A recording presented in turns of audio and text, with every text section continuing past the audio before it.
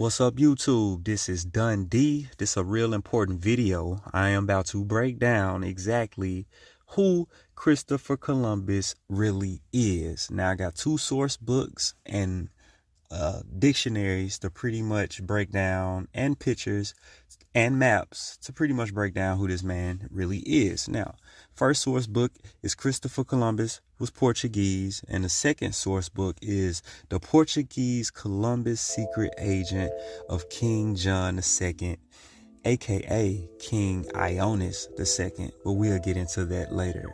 Now, Christopher Columbus is actually from Cuba, Portugal, the Portuguese Cuba.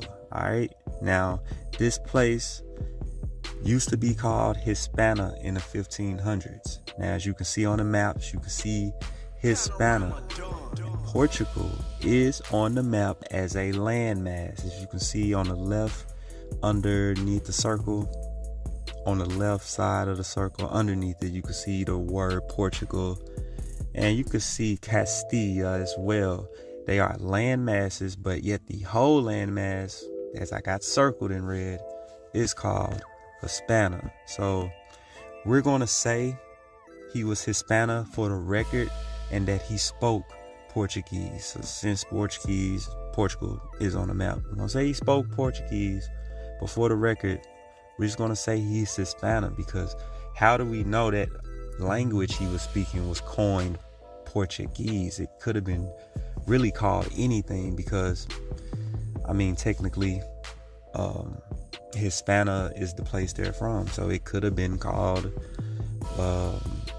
Hispania language, but for the record, we're gonna just keep calling it Portuguese. But I ain't finna ramble. Let's go and get into it.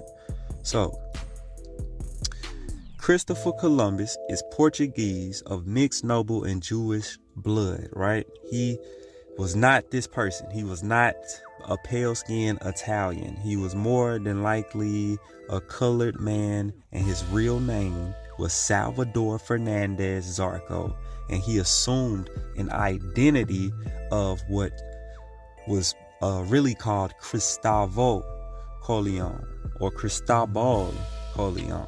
Now, how do I know this?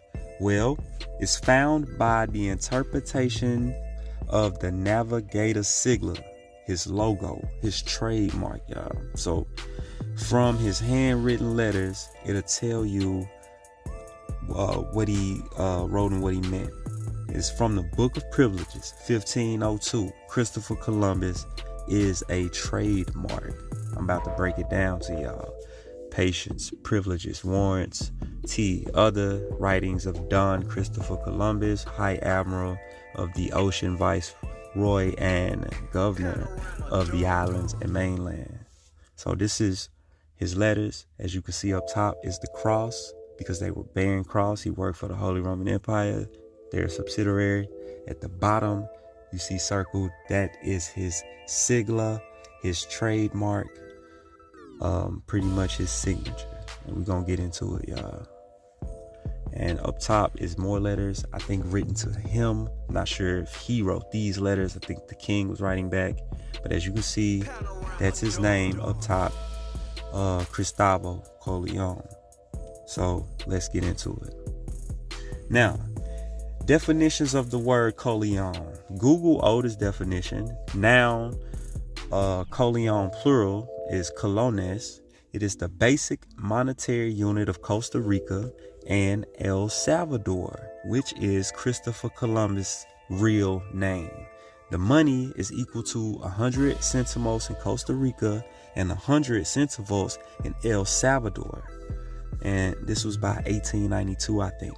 So I found from Google that it states the origin of the word colon is so-called Greek with the K starting, not the C, but the K, meaning member or limb or claws. Now keep this in mind, y'all. A Greek origin starting with K. Remember that. Now, it's meaning a member, a limb, or claws, or dead body as well, aka a corpse. Now, that's exactly what a company is. It is a corpse, aka a corporation. Keep that in mind. So keep the clause in mind, keep corporation in mind, and keep the K colon in mind as well. Now, when I saw this phrase, limb, as an arm and a leg, it reminded me of the phrase, it will cost an arm and a leg. And it's astounding referring as colon as money. It's referring to colon as money. So we'll break down member, clause in just a moment, but more definitions on the word colon or colon. Now, colon can mean a colonial farmer or a plantation owner. In the 1950s and the 1960s, the French used colonus as a settler or a farmer. This was the Roman or Latin version of the word colonus. Now, what we know the word to mean today, colon, is a sign, 2 dots, used to mark major division in a sentence. The same sign is used to separate groups of numbers, hours from minutes, elements, and ratio of proportions. Separate, right? Now, the colon or the 2 dots can literally be found on Christopher Columbus's sigla, and they can also be found on early 1500 maps of the Americas on some coastal lands, along with an iron cross, which I'll show you. As you can see here, you see the colon, you see the iron cross on American land. Very, very interesting. All right. Note again, another old definition for colon is members. So is this a membership? Is this the colony? Colonist? The colonist? Let's get into it. All right. This is another map, a very old map. Zoomed in. This is the Americas, 1500s, West Coast, same area. Christopher Columbus's logo is Latin, Greek, and Judaic because the letter J didn't exist. So if you see his sigla down there, it contains 3 different types of writings to pretty much hide what it says. And I'm gonna break down how that means Christopher Columbus in just a second. Right now, we're just paying attention to the colons. Very, very important, y'all. I'm probably the first one to point this out. Real talk. Now, what does this colon and the P or the colon and the iron cross mean? What does it mean? Because we see it on these maps. This is a earliest known drawing of the Gulf of California, including the Colorado River, y'all. Colorado, one of the conquistadors, Coronado. All right, so as you can see, you see the colons and the iron cross. Are these colonies? Are these colonises? The reprinted version of his logo deleted the colons, y'all, which I have a more zoomed in version. As you can see, that's his sigla, reprinted, updated, no colons. That is his original sigla, handwritten with the colon. Zoomed in, printed version, missing the colon, because this is literally how we decipher and get the colonnes from and create the word Columbus. This is literally how we do this, y'all, and this is how we lose stuff. This is called palatalization, and I'll get into that at the end of the video, but let's keep it forward moving. Now, in 1950 and 1960, and possibly prior, the French used the colon or the colonus, which has a Latin origin. We know that the Greek is older than the Latin, so colonus was a newer version of the same word, meaning settler, farmer, money, and basically crops that equals cash, produce equals goods, and goods equals money. So that's what colonus in all meant. The French word collier, meaning cultivate, which again is a French newer definition of colon, or the Greek colon with the K. It could mean a person, animal, or a plant belonging to a particular group, or a constituent piece of a complex structure. Now, this is the definition of a member. Now, member is another word for colon. like I said, it could also mean a clause, basically a particular and separate article, a stipulation, or what's called a proviso in a treaty. I know I said that wrong. In a treaty, in a bill, or in a contract. But we just gonna use the word clause because that's what it pretty much is. And this is important because if you looked at my video about contracts and selling your soul, this ties into it. So this what colon also means. Basically, it's a clause, stipulation in a contract. All right, another word for it, keep in mind. So contracts, patents, this is pretty much doing business, the corporations and the law. As you can see here, this is a page of the actual Christopher Columbus privileges, and it's pretty much breaking down the business of what this man was doing. You got patents. It talks about dividing money. As you can see here, in document number 2, if you go to C, Christopher Columbus has right to a tenth of all gold, precious stones, and merchandise, y'all see that?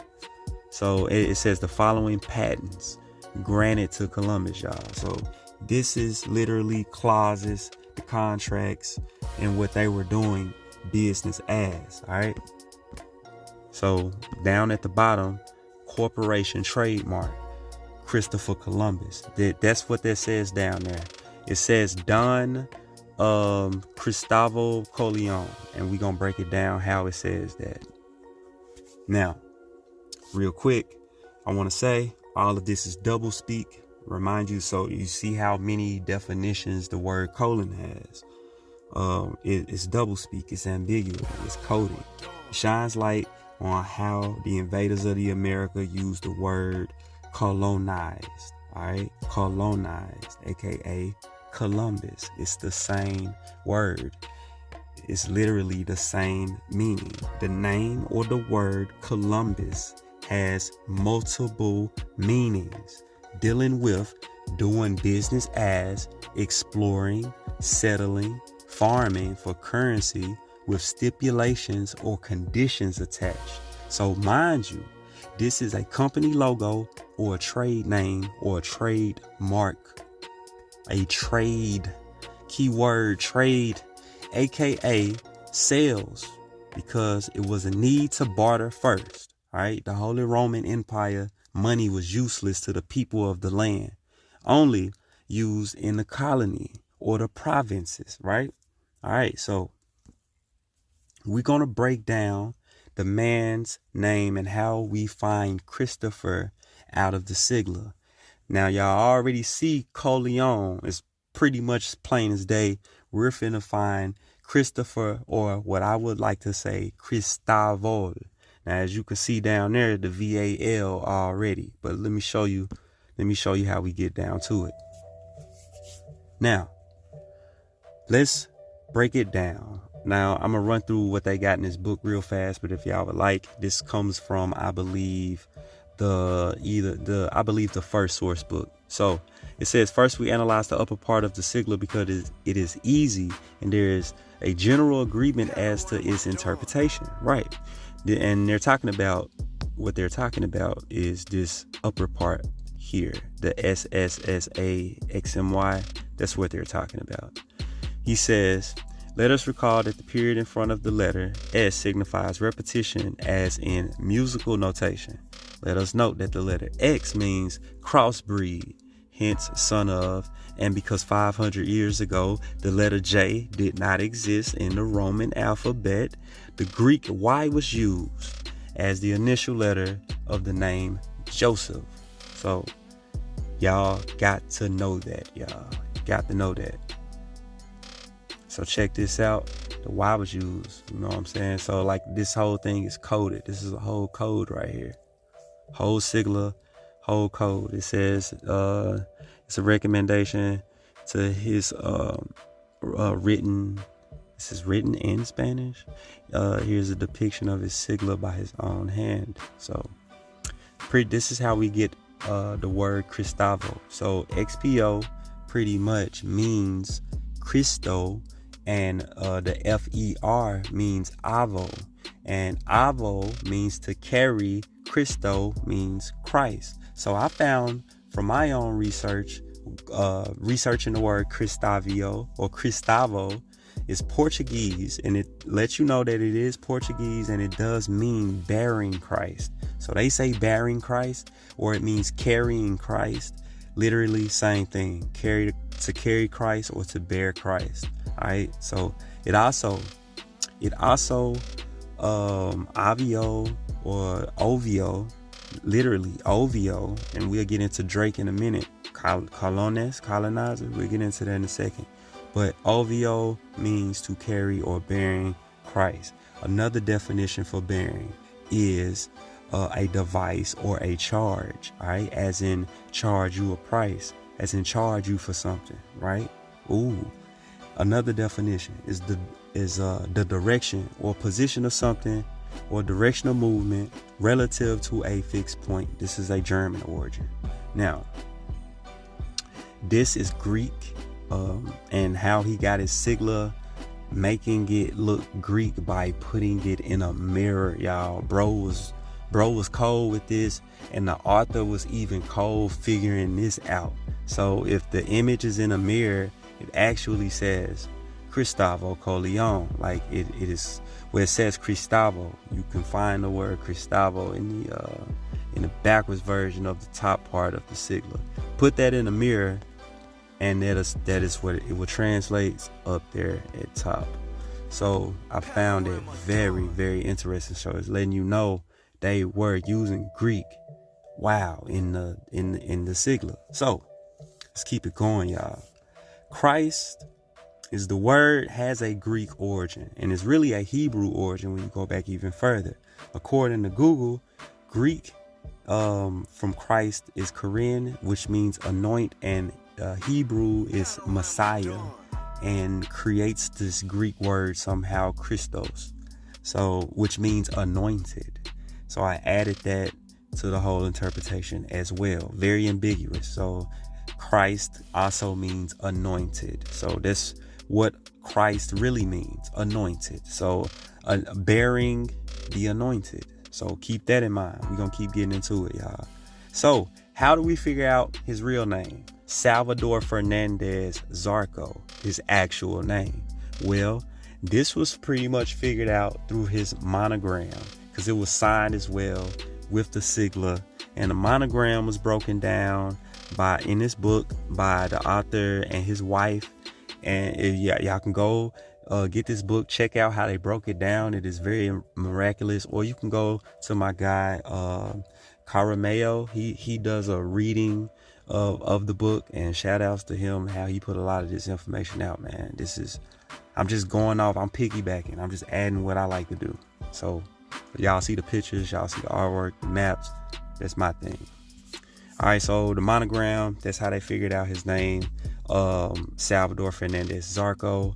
And y'all can, like I said, y'all can pretty much go through and figure out how they did that. It's pretty much his signature reversed out. And they used other ways too. So let's wrap up and break down this video, y'all.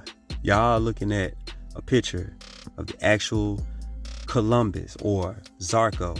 Now remember that K when I was talking about Coleon, and was starting with a K by being Greek background, and the K meaning limb or member, really a clause going back to what? Contracts and doing business. Well, look, he got this map in his hand, and look at him. Does he look pale to you? Does he look pale to you? Does he look short to you? No. The guy is pretty much explaining doing business, exploring, selling, and farming as a trade name. That's what the whole thing pretty much means, y'all. This is the actual Christopher Columbus, of a more accurate depiction of what he looked like. Fernandez, trademark of his company. And Christopher Columbus, aka Salvador Fernandez Zarco, was his actual name, monogram, signature, SFZ. So, wrapping up the video, if you do a Google search on just plain Columbus, this is what I found, which was crazy. Columbus dated slang means to explore, to go around exploring, or to appropriate and to lay claim to something, especially a discovery which is perceived as belonging to someone else. Columbus literally means Christopher Columbus, which is the trademark. So you have to know the Latin version of his name, Cristavo Colleone, to acquire the true definition of this guy's name. Now, the guy's bearing iron cross on the maps. The iron cross is what? Freemason symbols. Freemasonry is embedded in the Holy Roman Catholic Empire. It is part of what they got going on. And if you just research stuff, all of these symbols will pop up. So, this is a Freemason stance by a Dutch man. Now, the German Dutch is pretty much the whole culture of all the subsidiaries of the Holy Roman Empire. England, Spain, France, Scotland, Italy, they all had, the elites had the Dutch culture, not the people of the land. The elites, the ones that had to work under the Holy Roman Empire. I will go through and show you the Dutch hats, feathers, ruffs, and very Freemason stands. If y'all know, you know that stands. If you know, you know that stands. All I'm going to say is the beast. That's all I'm going to say right now. So when we get into it, it pretty much means to just take over. So that's all they was doing. This was Spain, pretty much naming the lands, getting ready to set up their business. And the Colones, Hispana, letting you guys know who was doing it. As you can see here, they named it Nouveau HISP dots. Got to be short for Hispana. But I see it up here as well. And then we see religion. No, that's regions. Yeah, region. But yeah, they were naming the Americas. This is the Florida region. Went over this map, but not in depth. We just kind of glossed over it in a previous video. I was just looking at maps in. But I'm not gonna lie, it'll take about 2 or 3 maps at a time with 20 to 30 minute videos, really breaking them down precisely. But getting a gloss over it, y'all pretty much getting at what I'm getting at. Hispana is bringing the company of Columbus over here with them.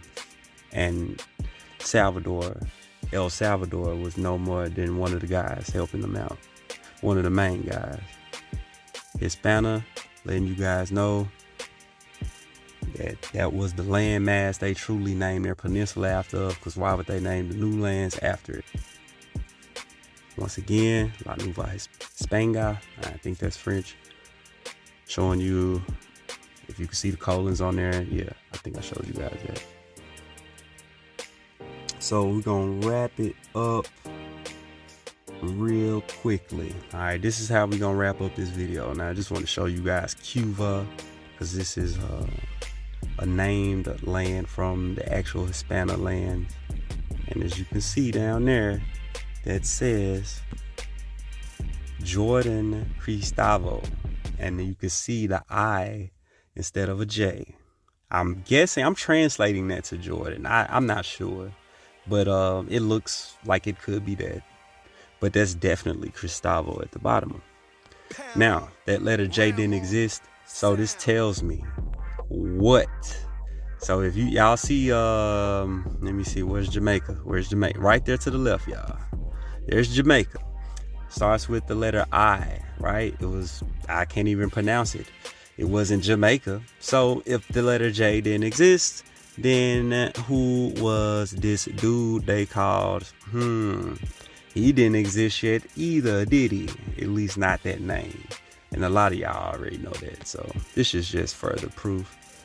Now, when I started to think about a lot of things, I said to myself, Colombia comes from his name. It has to, right? I.e., Washington, D.C., District of Columbia. So I checked. Sure enough, Columbia is also known as Miss Columbia. It is a female personification of the United States. This is Columbus's seal and stamp. We're going to get into that in just a second. But the female national personification of the United States is called Columbia, y'all. It's called Columbia. So this is the feminized version of Christopher Columbus. Basically, you have to know this. I just showed you the guy's stamp. Doesn't that look familiar? Oh my God, is that an eagle or a phoenix? Christopher Columbus seal and stamp. Is it an eagle or a phoenix, y'all? That is wild. So this is Columbia. And this is the personification of the United States, right? Is the historical name applied to the Americas, to the New World, because the mission was to bring the Holy Roman Empire there, bearing Christ, bearing the colonels, bearing the members, bearing the anointed. I'm going to break it down even further right at the end. This is a conceptualized version. Now check out all the stuff I got. So right here on the American flag, you got this bird. It really don't look like an eagle, right? It don't. But when I Googled what a phoenix was, God dang, the similarities blew my mind. Looks like a phoenix on that flag. We go here to the right and you can see this, what so-called looks like a little person of African American, which I feel like is the original American, a so-called Indian conceptualized and made small. So that's trippy. I noticed the hand signals on Columbia. And look at what they're leaning on. To the memory of CEO Washington, born February 1732, died 13th December 1799. What? CEO of what? America? You dang right. So if you know, you know. This is how they did it, y'all. This is what Colonus is. Columbia, Columbus. This is what this means. All right, true breakdown. The lady wearing Roman attire. She's wearing Roman attire. You can faintly see the phoenix in the American flag. That it is a phoenix. She's pointing at George Washington in what looks like, and she's talking to the natives of the land, which are charcoal dark. Not even copper tone. They made these dudes black for real, which are the so-called Indians, reclassified as African-American slaves. This is a real emblem of America that was done. This is called conceptualism. This is probably found in the Library of Congress. This is the original emblem of America. Still slightly conceptualized, but it was done first before they redone the personification. And this is how they change things. Y'all say the term whitewash. We gonna use the actual term. It's called conceptualism. It's called patentalization. And then it's called conceptualized personifications. Like real talk. It's the most intellectual way you can say it. It's not called whitewashing because the people who took us over were not white. Technically. Status level they technically were not white. Well, I'm gonna break it down. So, I said I was gonna wrap up this video. I don't want it to be too long or over 30 minutes. The trademark, the name Christopher Columbus or the logo trademark represents the foreign support of the Holy Roman Empire, y'all. They were trading what? People, drugs. Let's really get into it at the last 5 minutes of this video. I think I'm gonna blow y'all mind. And then I think this is the birth of the Spanish language too. When I start thinking about this, like the time period or whatever. I think this is when the Spanish language was being birthed when they came to the South Americas, when these people came. All right. So we are taught slavery, right? That's pretty much human trafficking. They just want to call it slavery. But What about the dope moving back then? Where were the cartels back then? Where were the mob? Where were the gangsters for real? Now y'all deep into the video. Now I'm finna get a little rugged. It was gangsters back then too, y'all. But check out this seal. Look at the bottom of this seal. What is that? Y'all know what that, look, if you know what drugs are, you know what this is. This is a opium poppy plant, y'all. This is on the seal, the coat of arms of Spain. 1500s. This is a opium plant. That is a opium poppy. Look at the texture of a cut open opium poppy. It's like beans, y'all. What is that? Look at the top of that plant, y'all. You can't tell me that ain't no opium poppy. You ain't telling me it's not, bro. It's a cartoon version of an opium poppy plant. Up and down. You ain't telling me nothing. Right? This is Christopher Columbus' coat of arms when he came to the South Americas. That could be a depiction of an opium plant, y'all. Look at it. Look at it. Now, I could be mimed. I could be a little stretching. But could I? Could I be stretching? Could I be stretching, y'all? Let me wrap up this video. Like I said, the name, not the man. This man did not exist. He did not exist. Christopher Columbus conceptualized. This is what this is. But let me tell you something. The name represents trademark. It represents foreign support. It represents the Holy Roman Empire colones.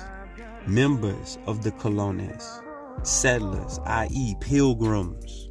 These are the members, all right?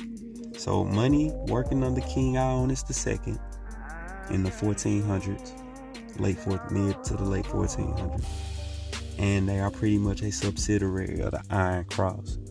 Moving dope, human trafficking, all right? Real talk. So Sigla logo from the Book of Privileges. This is what the man, this is who he was. Yet he's still a member.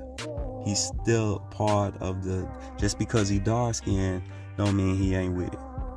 He's still with it. And a lot of y'all might say, oh, he ain't dark skinned. A lot of y'all might say, oh well, that's fine. You don't have to believe that the man wasn't whatever. I mean, it doesn't even matter. They the ops. I will explain how these guys were really dark skinned, and y'all can tell. Even he dark skinned. That ain't no shading. These guys are, well, I want to say melanated. Dare I say melanated? So, Salvador was his name. They was coming to the Americas to bear Christ. All right? Bear Christ. That was the whole point. That was the whole objective. Christopher breaks down to Cristavo or Cristavio. Ovio. Drake being a colonizer, right? When Kendrick said that, man, a colonizer, he was, bro. Ovio is in his name. Ovio. Cristavio. All right? Bearing Christ. Support the anointed. Columbus means monetary. It's ambiguous. It means monetary. It means members. It means settlers. It means colonies. It means all of that. Know that. All right? Support the anointed colony. Support the anointed settler. Support the anointed member. Look at these Dutch guys in their hats, bro. This is the Dutch style, man. This is where the pimp hats came from. This is where the prostitution came from. This is where the gangs came from. This is where the dope selling came from, y'all. So I'm going to break that down in further videos if y'all made it that far to enjoy what I put together for y'all. And I hope y'all don't think I was on the reach. Man, tell me if this made sense. Hit the like button if this made sense. Hit the comment button if this made sense. Share the video if it made sense. I know it's long. I know y'all got short attention spans. I'll break it down and make shorts out of the goddamn video. A lot of my videos, I'm thinking now I can make 30 shorts out of this one video. So that's probably what I'm gonna do. Just break it up. It's 35 minutes long. I can make about a minute long shorts. If y'all liked it, just let me know. And up next, King Ichthus. Yeah, King Ichthus. He next, y'all. AKA King James. We getting into it. This is conceptualism, y'all. In and out the video, knowing that don't be fooled, don't be tricked. Don't be fooled, don't be tricked, y'all. This is all conceptualism. I done showed y'all the deal. King James next. Ichabus. Stay tuned. This is Dundee. I appreciate y'all. Holla.